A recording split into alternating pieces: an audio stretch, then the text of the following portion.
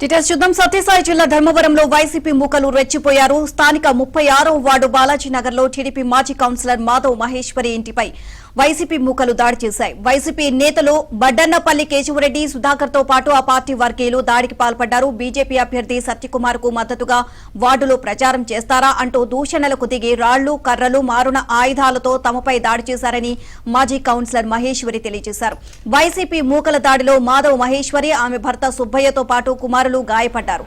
గాయపడ్డ వారిని చికిత్స నిమిత్తం ధర్మవరం ఆసుపత్రికి తరలించారు. మహేశ్వరి కుమారులు దివాకర్, బాలకృష్ణ తీవ్రంగా గాయపడ్డారు.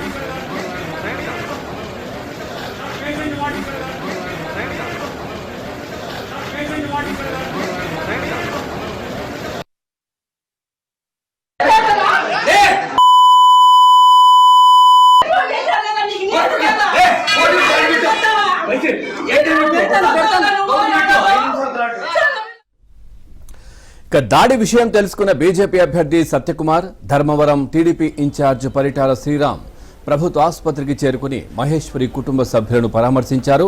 ధర్మవరం పోలీసుల నిర్లక్ష్యం వల్లే దాడి జరిగిందని ఆసుపత్రి వద్ద టీడీపీ శ్రేణులు నినాదాలు చేశారు. వైసీపీ అభ్యర్థి కేతిరెడ్డి వెంకట్రామరెడ్డికి ఓటమి భయం పట్టుకుందన్నారు. ఎన్నికల్లో గెలవలేమని దాడులు చేయిస్తున్నాడని సత్యకుమార్ మండిపడ్డారు. ధర్మవరంలో ఓటింగ్ శాతం పెరిగితే వైసీపీకి ఓట్లు పడవని, కేతిరెడ్డి రౌడీ మూకలను దించాడని, వారిపై పోలీసులు కఠిన చర్యలు తీసుకోవాలని డిమాండ్ చేశారు. దాడి చేసిన వారిపై హత్యాయత్నం కేసు నమోదు చేయాలని, లేకపోతే పోలీస్ స్టేషన్ ఎదుట బైఠాయిస్తామన్నారు. ఆసుపత్రికి చేరుకున్న ధర్మవరం డీఎస్పీ శ్రీనివాసులు ఘటనపై విచారణ చేపట్టారు. మహేశ్వరి కుటుంబ సభ్యుల ఫిర్యాదుతో పోలీసులు కేశవరెడ్డి, అతని అనుచరులపై కేసు నమోదు చేశారు. మరోవైపు ధర్మవరంలో పోలీస్ పికెటింగ్ ఏర్పాటు చేశారు.